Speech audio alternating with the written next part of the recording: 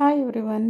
So ಇವತ್ತು ಕೂಡ ಬೆಳಗ್ಗೆ ಬೇಗ ಎದ್ದೆ. ಸೊ 7 ಗಂಟೆಗೆ ನೋಡಿ ಎಷ್ಟು ಬಿಸಿಲು ಅಂದರೆ ಮಧ್ಯಾಹ್ನ 12 ಗಂಟೆ ಆಗಿರುತ್ತಲ್ವ. ಸೊ ಅಷ್ಟು ಬಿಸಿಲು, ಎದ್ದು ಆಚೆ ಹೋಗೋಕ್ಕಾಗ್ತಾಯಿಲ್ಲ, ಅಷ್ಟೊಂದು ಬಿಸಿಲು. ಸೊ ಇನ್ನೂ 7 ಆಗಿಲ್ಲ, 10 ನಿಮಿಷ ಮುಂದೆ ಇದೆ ನಮ್ಮದು, ಅಷ್ಟರಲ್ಲೇ ಇಷ್ಟು ಬಿಸಿಲು.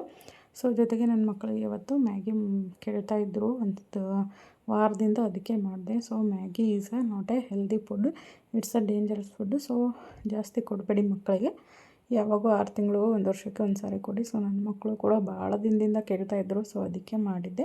ಅದಾದಮೇಲೆ ನಮಗೂ ಡಯಟ್ಗೂ ಕೂಡ ಗೆಣಸು ಮತ್ತು ಮೊಟ್ಟೆನೆಲ್ಲ ಬೇಯಿಸ್ತಾ ಇದ್ದೆ. ಸೊ ಜೊತೆಗೆ ಬನಾನ ಕೂಡ ಎಲ್ಲ ಹೆಚ್ಚಿಟ್ಟು, ಮತ್ತು ನಮ್ಮ ಗಿಡದಲ್ಲಿ ಪಪ್ಪಾಯ ಆಗಿತ್ತು, ಸೊ ಅದು ಕೂಡ ಕಿತ್ಕೊಂಡ್ಬಂದಿದ್ವಿ. ಒಂದು 3 ಆಗಿತ್ತು, ಒಂದು ಫುಲ್ ಹಣ್ಣಾಗಿತ್ತು, ಅದು ಹೆಚ್ಚಿಟ್ಟೆ.